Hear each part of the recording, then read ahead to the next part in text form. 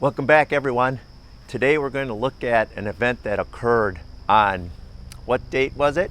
March 20th, 2013. It's actually jaw-dropping. Won't you come up on the deck with me and take a look at these things?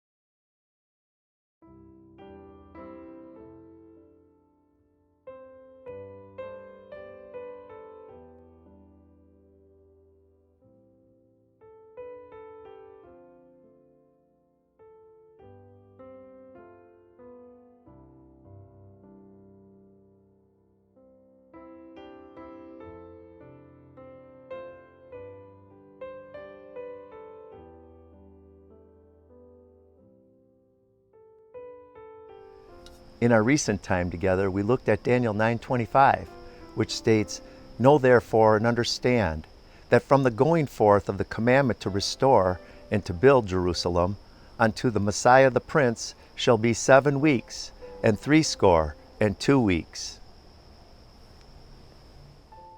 We acknowledge that the issuing of the decree to restore and rebuild Jerusalem, the commandment that went forth by the kings of the earth, started the prophetic clock.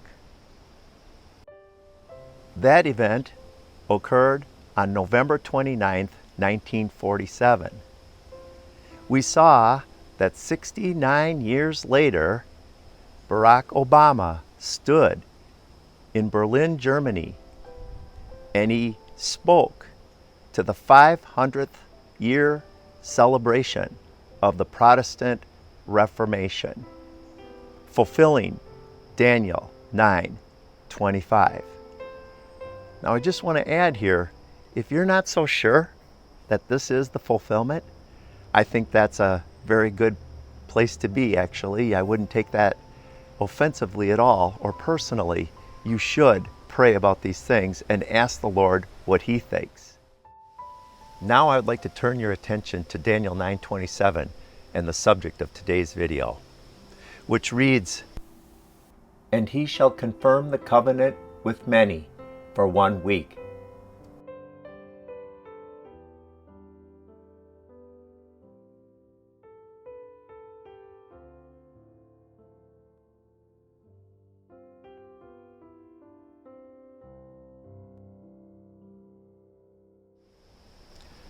Before I get to the details of March 20th, 2013, it is very important for me to acknowledge that there were many events from 2007 that led to me being able to see this.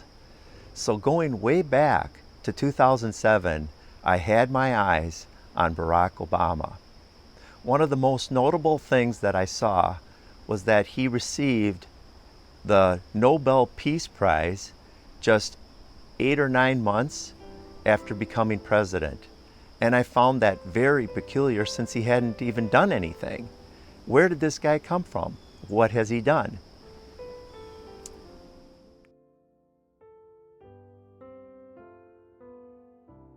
Turn your eyes with me to 2009 when he received the Nobel Prize, the Nobel Peace Prize, in Oslo, Norway.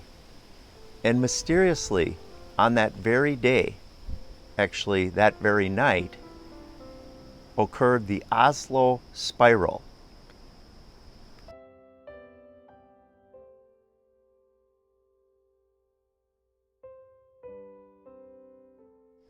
These are not normal events. So in his second term, when he flew to Israel in March and stood on the tarmac in Israel, and this was his first overseas trip of his second term, I was watching. So I see this visit as an opportunity to reaffirm the unbreakable bond between our nations, to restate America's unwavering commitment to Israel's security, and to speak directly to the people of Israel and to your neighbors.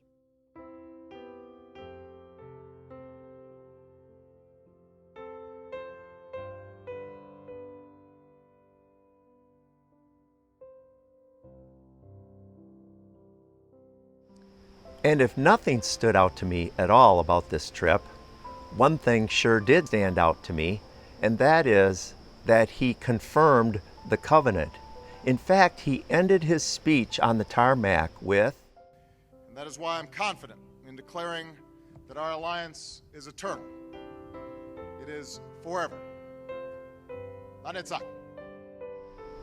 and our alliance is eternal.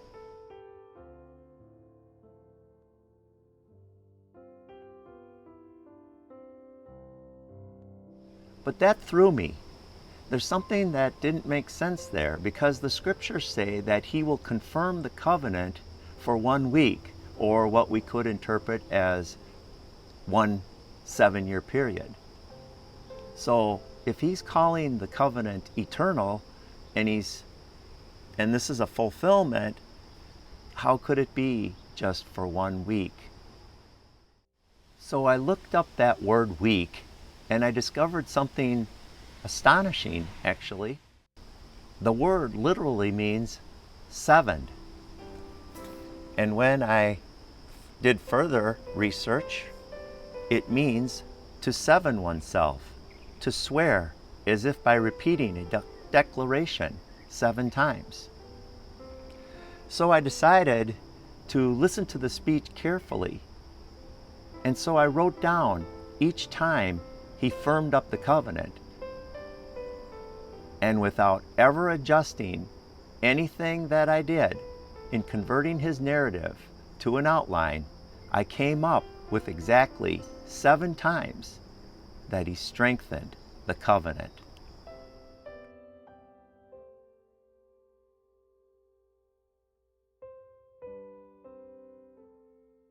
I was fairly comfortable with that interpretation, but little did I know that exactly 7 years to the day, on March 20th, 2020, there would be an end to the covenant.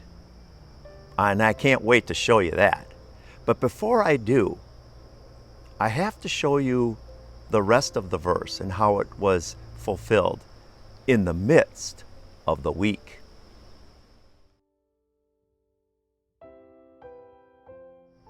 Because Daniel 9:27 goes on to say that in the midst of the week he shall cause the sacrifice and oblation to cease.